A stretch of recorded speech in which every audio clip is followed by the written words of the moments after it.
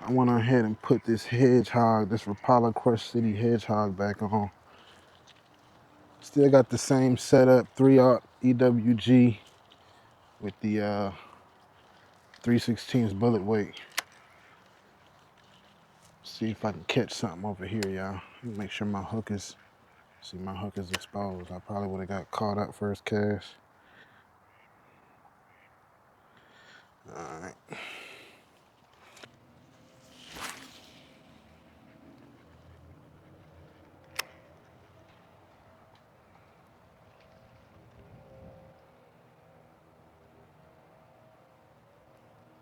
I got a bite. First bite, y'all.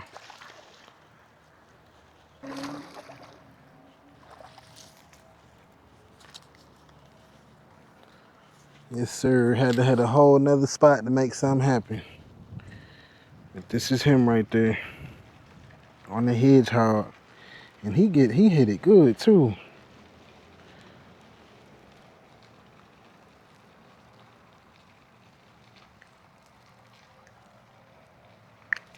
There we go.